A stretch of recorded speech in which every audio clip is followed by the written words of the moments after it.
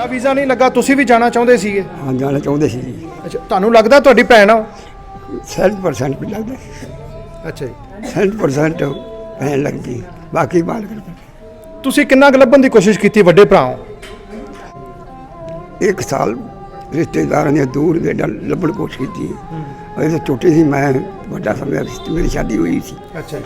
ਹਾਂਜੀ, ਉਹਨੂੰ ਲੱਭਣ ਦੀ ਕੋਸ਼ਿਸ਼ ਕੀਤੀ ਹੈ, ਪਰ ਸਾਲ ਤੋਂ ਬਾਅਦ ਫਿਰ ਅਸੀਂ ਨਹੀਂ ਕਿਸੇ, ਫਿਰ ਮਹਿਸੂਸ ਕੀਤਾ ਭੈਣ ਮਰ ਗਈ ਹੋਈ। ਤੁਸੀਂ ਚਾਹੁੰਦੇ ਹੋ ਵੀ ਇੱਧਰ ਆ ਜਾਵੇ ਉਹ? ਨਹੀਂ, ਉਹਨੂੰ ਕਹਿੰਦੇ ਪਰਿਵਾਰ ਚ ਰਵੇ, ਮੇਲ ਮਿਲਾਪ ਸਾਡੇ ਨਾਲ ਬਣਿਆ ਰਹੇ। ਮੇਲ ਮਿਲਾਪ ਬਣਿਆ ਰਵੇ। ਕਿਉਂ ਪਰਿਵਾਰ ਨੂੰ ਛੋੜਨਾ, ਇਹ ਵੀ ਇੱਕ ਇਨਸਾਨੀਅਤ ਨਹੀਂ। ਹਾਂਜੀ, ਤੇ ਉਹ ਉਸ ਸਾਲ ਬਾਅਦ 6 ਮਹੀਨਾ ਜਾਂ ਮਹੀਨਾ 2 ਮਹੀਨਾ ਆਣ ਕੇ ਰਹਿ ਜਾਣ, ਸਾਨੂੰ ਮਿਲ ਜਾਵੇ, ਪਿਆਰ ਬਣਿਆ ਰਹੇ, ਆਉਣ ਜਾਣ ਬਣਿਆ ਰਹੇ। ਅਸੀਂ ਪਰਿਵਾਰ ਨੂੰ ਛੋੜਨਾ ਨਹੀਂ ਚਾਹੁੰਦੇ ਉਹਨੂੰ। ਹਾਂਜੀ ਬਿਲਕੁਲ, ਇਹ ਸੀਗੇ ਵੱਡੇ ਭਰਾ। ਆਪਾਂ ਸਾਰੇ ਪਰਿਵਾਰ ਦੇ ਨਾਲ ਗੱਲਬਾਤ ਕੀਤੀ ਹੈ। ਲਾਹੌਰ ਵਾਲੀ ਤਾਜ ਬੀਬੀ ਬਾਰੇ ਜਿਹੜਾ ਆਪਾਂ ਜ਼ਿਕਰ ਪਿਛਲੇ ਲੰਮੇ ਦਿਨਾਂ ਤੋਂ ਕਰਦੇ ਆ ਰਹੇ ਹਾਂ, ਕਿਉਂਕਿ ਇੱਕ ਭੈਣ ਨੂੰ ਲੱਭਣ ਵਾਸਤੇ ਭਰਾ ਇੰਡੀਆ ਤੋਂ ਜਾਂਦਾ ਹੈ, ਉੱਥੇ ਜਾ ਕੇ ਕੀ ਹੁੰਦਾ ਹੈ ਇਹ ਤਾਂ ਆਪਾਂ ਬਾਅਦ 'ਚ ਗੱਲ ਕਰਾਂਗੇ। ਪਰ ਪਿੱਛੋਂ ਇਸ ਪਰਿਵਾਰ ਦੇ ਨਾਲ ਇੱਕ ਭਾਣਾ ਵਾਪਰ ਜਾਂਦਾ ਹੈ। ਭਰਾ ਜਿਹੜਾ ਲਾਹੌਰ ਗਿਆ ਸੀ, ਸਰਦਾਰ ਗੁਰਮੀਤ ਸਿੰਘ ਸਾਡੇ ਨਾਲ ਨੇ। ਸਰਦਾਰ ਜੀ, ਪਿੱਛੋਂ ਡੈਥ ਹੋ ਗਈ ਵੱਡੇ ਭਰਾ ਦੀ, ਕਿਵੇਂ ਪਤਾ ਲੱਗਾ? ਕਿਉਂਕਿ ਸਰਹੱਦ ਤੋਂ ਪਾਰ ਸੀ, ਫੋਨ ਨਹੀਂ ਸੀ ਤੁਹਾਡਾ ਲੱਗ ਰਿਹਾ। ਨਹੀਂ, ਸਾਨੂੰ ਉਦੋਂ ਪਤਾ ਲੱਗਾ ਜਦੋਂ ਅਸੀਂ ਬਾਰਡਰ 'ਤੇ ਪਹੁੰਚੇ। ਸਾਡਾ ਬਸ ਉਸ ਵਕਤ ਹੀ ਭਾਊ ਨੇ ਸਵਾਸ ਦਿੱਤੇ ਆ ਅਤੇ ਸਾਡਾ ਉਦੋਂ ਫੋਨ ਚੱਲ ਪਿਆ ਸੀਗਾ, ਅਤੇ ਬਾਕੀ ਹੁਕਮ ਦੀ ਖੇਡ ਆ ਸਾਰੀ ਚਲਾਈ। ਵੀਜ਼ਾ ਇਹਨਾਂ ਦਾ ਨਹੀਂ ਲੱਗਾ ਸੀਗਾ, ਤੇ ਮੈਨੂੰ ਲੱਗਦਾ ਚਲੋ ਵੀ ਉਹ ਵੀ ਇਹਨਾਂ ਨੂੰ ਚਾਹ ਸੀ ਇੱਕ ਉੱਥੇ ਜਾ ਕੇ ਉਹਨੂੰ ਮਿਲਣ ਦਾ। ਤੇ ਜਦੋਂ ਆਪਾਂ ਗੱਲ ਕੀਤੀ ਹੈ, ਜਦੋਂ ਤੁਸੀਂ ਤੁਰੇ ਹੋ, ਤਾਂ ਉਦੋਂ ਵੀ ਜਿਹੜਾ ਇਹਨਾਂ ਨੇ ਅੱਖਾਂ 'ਚ ਹੰਝੂ ਜਿਵੇਂ ਭਰੇ ਸੀਗੇ। ਹਾਂ, ਇਹ ਹੈਗਾ ਵੀਜ਼ਾ ਨਾ ਲੱਗਣਾ, ਕਾਫੀ ਮਹਿਸੂਸ ਕਰਦੇ ਸੀਗੇ ਕਿ ਮੈਂ ਵੀ ਜਾਣਾ ਸੀਗਾ, ਮੈਂ ਵੀ ਭੈਣ ਨੂੰ ਮਿਲਣਾ ਸੀਗਾ, ਗੱਲਾਂ ਕਰਦੇ ਰਹੇ, ਪਰ ਨਾ ਲੱਗਣਾ ਹੋਕਾ ਆਇਆ, ਜਿਵੇਂ ਮਨ ਜਿਹਾ ਦੇ ਵਿੱਚ ਆਇਆ, ਖਿੱਚ ਗਿਆ। ਤੁਹਾਡੀ ਭਰਜਾਈ ਦਾ ਵੀਜ਼ਾ ਲੱਗਾ ਸੀ ਜਿਹੜੇ ਇਹਨਾਂ ਦੇ ਘਰੋਂ ਆ, ਉਹ ਵਾਪਸ ਆ ਗਏ ਸੀ? ਉਦੋਂ ਕੀ ਬਣਿਆ? ਹਾਂ, ਉਹ ਸਾਨੂੰ ਪਤਾ ਲੱਗ ਗਿਆ ਵੀ ਭਾਜੀ ਜਦੋਂ ਅਸੀਂ ਚਲੇ ਗਏ ਨਾ ਇੱਥੋਂ, ਅਤੇ ਸਾਨੂੰ ਪਤਾ ਲੱਗਾ ਭਾਜੀ ਢਿੱਲੇ ਹੋ ਗਏ ਜ਼ਿਆਦਾ, ਸਾਨੂੰ ਫੋਨ ਚਲਾ ਗਿਆ। ਫਿਰ ਭਰਜਾਈ ਵਾਪਸ ਉਹ ਤੋਂ ਆਪਣੇ ਅੰਮ੍ਰਿਤਸਰ ਤੋਂ ਵਾਪਸ ਆ ਗਏ ਸੀ। ਬਹੁਤ ਦਿਖਾਂਤ ਹੈ ਕਿ ਭੈਣ ਨੂੰ ਲੱਭਣ ਗਿਆ ਸੀ ਤੇ ਭਰਾ ਗਵਾ ਲਿਆ ਜੀ। ਹਾਂਜੀ, ਇੱਕ ਹੀ ਲੱਭਣ ਗਿਆ ਹਾਂ, ਇੱਕ ਜਿਹੜੀ ਕੋਲ ਸੀ ਉਹ ਗਵਾ ਬੈਠੀ ਹਾਂ ਜੀ। ਬਿਲਕੁਲ, ਰੱਬ ਦਾ ਭਾਣਾ ਹੈ ਜੀ। ਬਹੁਤੀਆਂ ਗੱਲਾਂ ਆਪਾਂ ਅੱਜ ਨਹੀਂ ਕਰਾਂਗੇ, ਕਿਉਂਕਿ ਜਿਹੜੇ ਉੱਥੇ ਜਾ ਕੇ ਮਿਲੇ ਨੇ, ਕਿਵੇਂ ਉੱਥੇ ਦਾ ਰਿਸਪੌਂਸ ਰਿਹਾ, ਕਿਵੇਂ ਉਹਨਾਂ ਨਾਲ ਗੱਲਾਂ ਬਾਤਾਂ ਹੋਈਆਂ, ਜਿਹੜੀ ਤਾਜ ਬੀਬੀ ਨੂੰ ਮਿਲਣ ਗਿਆ ਸੀ। ਅੱਜ ਜਿਹੜਾ ਇਸ ਪਰਿਵਾਰ ਦੇ ਨਾਲ ਹਾਦਸਾ ਵਾਪਰਿਆ, ਉਸ ਵਿਸ਼ੇ ਬਾਰੇ ਆਪਾਂ ਜਿਹੜੀ ਗੱਲ ਕਰਨੀ ਸੀ, ਜਿਹੜੇ 2 ਸ਼ਬਦ ਉਹਨਾਂ ਨਾਲ ਸਾਂਝੇ ਕੀਤੇ ਆ। ਹੋਰ ਗੱਲਾਂ ਜਿਹੜੀਆਂ ਆਪਾਂ ਦਲਜੀਤ ਦੇ ਨਾਲ ਦੁਬਾਰਾ ਇਸ ਬਾਰੇ ਜ਼ਿਕਰ ਕਰਦੇ। ਤਾਜ ਬੀਬੀ ਨੂੰ ਮਿਲਣ ਵਾਸਤੇ ਭਰਾ ਜਾਂਦਾ ਹੈ, ਨਾਲ ਭੈਣਾਂ ਜਾਂਦੀਆਂ ਨੇ। ਇੱਕ ਭੈਣ ਜਾਂਦੀ ਹੈ ਤੇ ਇੱਕ ਭਰਜਾਈ ਵੱਡੀ ਦਾ ਵੀਜ਼ਾ ਲੱਗਾ ਸੀ, ਸਰਦਾਰ ਗੁਰਮੀਤ ਸਿੰਘ ਹੋਣੀ, ਜਿਨ੍ਹਾਂ ਨਾਲ ਆਪਾਂ ਹੁਣੇ ਜ਼ਿਕਰ ਕੀਤਾ ਹੈ। ਫਿਰੋਜ਼ਪੁਰ ਦੇ ਸ਼ਮਸ਼ਾਨ ਘਾਟ ਦੇ ਵਿੱਚ ਹੁਣੇ ਉਹਨਾਂ ਦੇ ਵੱਡੇ ਭਰਾ ਦਾ ਸੰਸਕਾਰ ਹੋਇਆ, ਕਿਉਂਕਿ ਉਹ ਭਰਾ ਵੀ ਜਾਣਾ ਚਾਹੁੰਦਾ ਸੀ, ਪਰ ਭਰਾ ਦਾ ਵੀਜ਼ਾ ਨਹੀਂ ਲੱਗਾ। ਕੁਝ ਬਿਮਾਰ ਸੀਗੇ, ਕੁਝ ਦਿਲ ਤੇ ਗੱਲ ਲਾ ਗਏ, ਕਿਉਂਕਿ ਭੈਣ ਨੂੰ ਮਿਲਣਾ ਚਾਹੁੰਦੇ ਸੀਗੇ। ਦਲਜੀਤ, ਜਿੱਦਣ ਤੁਸੀਂ ਤੁਰੇ ਹੋ, ਮੈਂ ਇੰਟਰਵਿਊ ਕੀਤੀ ਸੀਗੀ, ਉਸ ਦਿਨ ਇਸ ਬਜ਼ੁਰਗ ਨੇ, ਬਾਪੂ ਜੀ ਨੇ, ਸਰਦਾਰ ਤਰਲੋਕ ਸਿੰਘ ਇਹਨਾਂ ਦਾ, ਇਹਨਾਂ ਨੇ ਕਾਫੀ ਜ਼ਿਆਦਾ ਜਿਹੜਾ ਮਹਿਸੂਸ ਕੀਤਾ ਸੀ ਕਿ ਮੇਰਾ ਵੀਜ਼ਾ ਨਹੀਂ ਲੱਗਾ, ਮੈਂ ਵੀ ਮਿਲਣਾ ਸੀਗਾ। ਬਿਮਾਰ ਸੀਗੇ, ਪਿੱਛੋਂ ਅਚਾਨਕ ਇਹ ਹਾਦਸਾ ਵਾਪਰ ਗਿਆ। ਤੁਹਾਨੂੰ ਕਦੋਂ ਪਤਾ ਲੱਗਾ? ਤੁਸੀਂ ਨਾਲ ਹੀ ਆਏ ਹੋ ਪਾਕਿਸਤਾਨ ਨੂੰ ਇਹਨਾਂ ਦੇ? ਕਾਹਦੇ ਤੇ ਆਏ ਸੀ ਤੁਸੀਂ ਲਾਹੌਰ ਤੋਂ? ਇੱਧਰ ਕਿਹੜੇ ਪਾਸੇ ਨੂੰ ਆਏ? ਲਾਹੌਰ ਤੋਂ ਜੀ ਅਸੀਂ ਜਿਹੜਾ ਬੱਸਾਂ ਦਾ ਕਾਫਲਾ ਸੀ, ਜਿਹੜੀ ਸਾਡੀ ਕੋਸਟਰ ਵੈਨ ਕਹਿ ਦਿੰਦੇ ਆਪਾਂ ਇੱਧਰ, ਉਹ ਸਾਡੀ ਜਥੇ ਦੀ ਅੱਗੇ ਸੀ। ਸਭ ਤੋਂ ਜਿਹੜੀ ਪਹਿਲੀ ਵੈਨ ਸੀ ਸਾਡੀ ਸੀ, ਇਹ ਪਿਛਲੀ ਬੱਸ 'ਤੇ ਸੀ। ਅਤੇ ਇਹ ਪਰਿਵਾਰ ਨੇ ਮੈਸੇਜ ਇੱਕ ਲਿਖ ਕੇ ਛੱਡਿਆ ਸੀ WhatsApp ਰਾਹੀਂ ਕਿ ਆਹ ਭਾਣਾ ਵਾਪਰ ਚੁੱਕਾ, ਕਿਉਂਕਿ ਉੱਧਰ ਹੈ ਨਹੀਂ ਸੀ, ਨੈਟਵਰਕ ਹੈ ਨਹੀਂ ਸੀ, ਹੋਰ ਕੋਈ ਜ਼ਰੀਆ ਨਹੀਂ ਸੀ।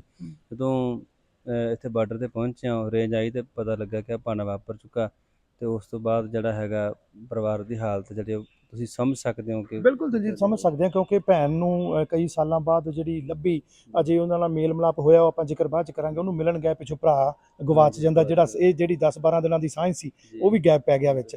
ਉਹ ਵੀ ਉਦੋਂ ਹੀ ਮੇਲ ਭਰਾਣਾ ਹੁੰਦਾ ਜਦੋਂ ਇੱਥੋਂ ਤੁਰਦੇ ਆ।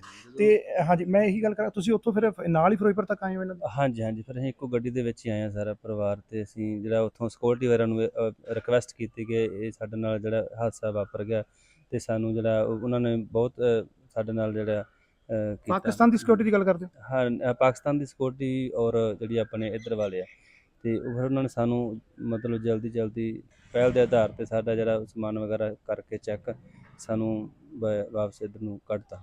ਕਰ ਦਿੱਤਾ। ਬਿਲਕੁਲ, ਬਹੁਤੀ ਗੱਲ ਜਿਹੜੀ ਆਪਾਂ ਨਹੀਂ ਕਰਾਂਗੇ, ਕਿਉਂਕਿ ਜਿਹੜਾ ਅਗਲਾ ਪਾਰਟ ਹੈ, ਤਾਜ ਬੀਬੀ ਨੂੰ ਮਿਲੇ ਆ ਕਿ ਨਹੀਂ ਮਿਲੇ, ਉੱਥੇ ਕੀ ਹੋਇਆ।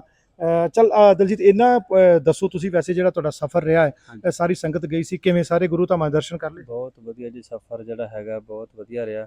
ਉੱਥੋਂ ਦਾ ਜਿਹੜਾ ਪ੍ਰਸ਼ਾਸਨ ਸੀ ਜਾਂ ਜਿਹੜੀ ਉੱਥੋਂ ਦੀ ਸੰਗਤ ਸੀ, ਬਹੁਤ ਵਧੀਆ ਤਰੀਕੇ ਦੇ ਨਾਲ ਦਰਸ਼ਨ ਕੀਤੇ। ਇਸ ਮਕਸਦ ਵਾਸਤੇ ਖਾਸ ਕਰਕੇ ਇਹ ਪਰਿਵਾਰ ਗਿਆ ਸੀ ਜਾਂ ਮੈਂ ਨਾਲ ਗਿਆ ਸੀ, ਤੇ ਉਸ ਮਕਸਦ ਵਿੱਚ ਵੀ ਅਸੀਂ ਕਾਮਯਾਬ ਹੋਏ ਹਾਂ। ਉਹ ਆਪਾਂ ਬਾਅਦ 'ਚ ਕਰਾਂਗੇ ਗੱਲ। ਜਿਉਂ ਜ਼ਿਕਰ ਕਰਦੇ ਹਾਂ, ਜਦੋਂ ਆਪਾਂ ਇੱਥੇ ਤੁਰੇ ਸੀ, ਤੁਸੀਂ ਮੇਰੇ ਖਿਆਲ 'ਚ ਪਹਿਲੋਂ ਚਲੇ ਗਏ ਸੀ। ਉਸ ਤੋਂ ਬਾਅਦ ਇਸ ਬਜ਼ੁਰਗ ਦੇ ਨਾਲ ਅਸੀਂ ਚਾਹ ਪਾਣੀ ਪੀਤਾ ਤੇ ਕਮ ਸੇ ਕਮ 15-20 ਮਿੰਟ ਬੈਠ ਕੇ ਗੱਲਬਾਤ ਵੀ ਹੋਈ। ਤੇ ਉਦੋਂ ਮੈਂ ਇਹਨਾਂ ਦੇ ਹਾਵ ਭਾਵ ਤੋਂ ਇਹ ਮਹਿਸੂਸ ਕੀਤਾ ਕਿ ਮੇਰੀ ਮਾਤਾ ਜੀ ਨਾਲ ਸੀ। ਉਹਨਾਂ ਨੇ ਜਦੋਂ ਇਹ ਪੁੱਛਿਆ ਕਿ ਭਾਜੀ ਤੁਸੀਂ ਬੋਲਦੇ ਨਹੀਂ, ਤੁਹਾਡਾ ਵੀਜ਼ਾ ਨਹੀਂ ਲੱਗਿਆ, ਤੁਸੀਂ ਤਾਂ ਨਹੀਂ ਗੱਲ ਕਰਦੇ ਸਾਡੇ ਨਾਲ, ਇੱਕ ਮਜ਼ਾਕ ਦੇ ਤੌਰ ਤੇ ਗੱਲ ਕੀਤੀ। ਪਰ ਉਹਨਾਂ ਦਾ ਜਿਹੜਾ ਅੰਦਰ ਦਾ ਦਰਦ ਸੀ ਉਹ ਸਾਫ਼ ਝਲਕ ਰਿਹਾ ਸੀ ਉਹਨਾਂ ਦੇ ਚਿਹਰੇ ਤੋਂ ਕਿ ਮੇਰਾ ਵੀਜ਼ਾ ਲੱਗਦਾ ਤੇ ਮੈਂ ਵੀ ਭੈਣ ਨੂੰ ਮਿਲਣ ਜਾਂਦਾ। ਬਿਲਕੁਲ ਇੱਕ ਆਖਰੀ ਉਮਰ ਹੁੰਦੀ ਜਦੋਂ ਬੁਢੇਪਾ ਆ ਜਾਂਦਾ, ਉਦੋਂ ਇਹ ਹੁੰਦਾ ਕਿ ਸਾਰੇ ਭੈਣ ਭਰਾ ਜਿਹੜੇ ਚਾਹੁੰਦੇ ਆ। ਇੱਥੇ ਇਹਨਾਂ ਦੇ ਘਰ ਤਾਂ ਸਥਿਤੀ ਇਹ ਸੀ ਨਾ ਕਿ ਉਹ ਕਾਫੀ ਚਿਰ ਦੀ ਵਿਛੜੀ ਸੀ, ਇਹ ਲੱਭ ਰਹੇ ਸੀ। ਹੁਣ ਜੇ ਪਤਾ ਲੱਗਾ ਸੀਗਾ ਤੇ ਹੁਣ ਵੀਜ਼ਾ ਨਹੀਂ ਲੱਗਾ। ਹੁਣ ਵੀਜ਼ਾ ਨਹੀਂ ਲੱਗਿਆ। ਵੇਖੋ ਜੀ, ਕੁਦਰਤ ਦਾ ਕਹਿਰ ਕਹਿ ਸਕਦੇ ਹਾਂ ਜਾਂ ਰੱਬ ਦੀ ਰਜ਼ਾ। ਫਿਰ ਦੇਖੋ ਜੇ ਵੀਜ਼ਾ ਤਾਂ ਲੱਗਾ ਨਹੀਂ ਲੱਗਾ, ਜਿਹੜੇ ਉੱਥੇ ਉਹਨੂੰ ਮਿਲ ਕੇ ਆਏ ਆ ਉਹ ਆਣ ਕੇ ਗੱਲਾਂ ਦੱਸਦੇ ਤੇ ਖੁਸ਼ ਹੁੰਦੇ। ਉਦੋਂ ਪਹਿਲਾਂ ਜਿਹੜੇ ਇਹ ਆਪਦੇ ਸਵਾਸਤੇ ਅਸੀਂ ਜਦੋਂ ਗੱਡੀ ਵਿੱਚ ਆ ਰਹੇ ਸੀ, ਗੁਰਦਰਸ਼ਨ ਜੀ ਇਹੀ ਗੱਲ ਸੋਚ ਰਹੇ ਸੀ ਆਪਸ ਵਿੱਚ ਪਰਿਵਾਰ ਵੀ, ਸਾਨੂੰ ਪ੍ਰਮਾਤਮਾ ਇੱਕ ਦਿਨ ਹੋਰ ਦੇ ਦਿੰਦਾ ਕਿ ਅਸੀਂ ਉਹਨਾਂ ਦੇ ਨਾਲ ਗੱਲਬਾਤ ਕਰਦੇ। ਹਾਂ, ਜਿਹੜਾ ਮੇਲ ਮਿਲਾਪ ਉੱਥੇ ਹੋਇਆ ਉਹਦਾ ਜ਼ਿਕਰ ਕਰਦਾ। ਤੇ ਬਸ ਉਹ ਜਿਵੇਂ ਕਹਿੰਦੇ ਆ, ਦਿਲ ਦੀਆਂ ਦਿਲ ਵਿੱਚ ਹੀ ਰਹਿ ਗਈਆਂ। ਬਾਕੀ ਉਸ ਵਾਹਿਗੁਰੂ ਦਾ ਭਾਣਾ ਜੀ, ਭਾਣਾ, ਬਿਲਕੁਲ ਭਾਣਾ ਵਾਹਿਗੁਰੂ ਦਾ। ਸੋ ਅਸੀਂ ਫਿਰੋਜ਼ਪੁਰ ਦੇ ਸ਼ਮਸ਼ਾਨ ਘਾਟ ਦੇ ਵਿੱਚ ਖੜੇ ਆ। ਇੱਥੇ ਬਾਪੂ ਜੀ ਦਾ ਸੰਸਕਾਰ ਹੋਇਆ ਤੇ ਆਪਾਂ ਜਿਹੜਾ ਜ਼ਿਕਰ ਕੀਤਾ ਸੀਗਾ ਕਿ ਆਪਾਂ ਜਿਹੜਾ ਉੱਥੇ ਲਾਹੌਰ ਦੇ ਵਿੱਚ ਕੀ ਹੋਇਆ ਹੈ, ਤਾਜ ਬੀਬੀ ਨੂੰ ਮਿਲਿਆ ਕਿ ਨਹੀਂ ਮਿਲੇ, ਉੱਥੇ ਉਹਦੇ ਨਾਲ ਕਿਹੋ ਜਿਹਾ ਮੇਲ ਮਿਲਾਪ ਹੋਇਆ, ਕਿਹੜੀਆਂ ਗੱਲਾਂ ਹੋਈਆਂ, ਜਿਹੜੇ ਇੱਥੋਂ ਗਿਫਟ ਲੈ ਕੇ ਗਏ ਸੀਗੇ ਉਹਨਾਂ ਦਾ ਜ਼ਿਕਰ ਉਹ ਆਪਾਂ ਅਗਲੇ ਐਪੀਸੋਡ 'ਚ ਕਰਾਂਗੇ। ਅੱਜ ਜਿਹੜਾ ਹੈ ਉਹ ਮੁਨਾਸਬ ਨਹੀਂ ਹੈ, ਕਿਉਂਕਿ ਇਸ ਮਾਹੌਲ ਦੇ ਵਿੱਚ ਜਿਹੜੀਆਂ ਕਈ ਤਰ੍ਹਾਂ ਦੀਆਂ ਗੱਲਾਂ ਹੁੰਦੀਆਂ, ਕੁਝ ਕੌੜੀਆਂ ਕੁਝ ਖੱਟੀਆਂ ਮਿੱਠੀਆਂ, ਜਿਹੜੀਆਂ ਉਹ ਨਹੀਂ ਕਰਨੀਆਂ ਸੁਭਾਵਿਕ ਨਹੀਂ ਹੈ। ਇਸ ਕਰਕੇ ਉਹ ਅਗਲੀ ਵੀਡੀਓ 'ਚ ਜਿਹੜਾ ਜ਼ਿਕਰ ਕੀਤਾ ਜਾਊਗਾ। ਸੋ ਸਾਡੀ ਪਾਕਿਸਤਾਨ, ਇੰਡੀਆ ਦੇ ਵਿੱਚ ਅਤੇ ਹੋਰ ਵਿਦੇਸ਼ਾਂ ਦੇ ਵਿੱਚ, ਕੈਨੇਡਾ, ਅਮਰੀਕਾ, ਆਸਟ੍ਰੇਲੀਆ 'ਚ ਬੈਠੀ ਜਿਹੜੀ ਸੰਗਤ ਆ, ਉਹਨਾਂ ਨੂੰ ਇਹੀ ਫਿਲਹਾਲ ਦੱਸਦੇ ਆ ਕਿ ਇਸ ਪਰਿਵਾਰ ਦੇ ਨਾਲ ਇਹ ਭਾਣਾ ਵਾਪਰ ਗਿਆ। ਇਸ ਕਰਕੇ ਜੋ ਲਾਹੌਰ ਦੇ ਵਿੱਚ ਹੋਇਆ ਉਹ ਅਗਲੇ ਐਪੀਸੋਡ ਦੇ ਵਿੱਚ ਦੱਸਾਂਗੇ ਕਿ ਲਾਹੌਰ 'ਚ ਇਸ ਪਰਿਵਾਰ ਨੇ ਉਸ ਤਾਜ ਬੀਬੀ ਦੇ ਨਾਲ ਕਿਸ ਤਰੀਕੇ ਨਾਲ ਮਿਲਾਪ ਕੀਤਾ।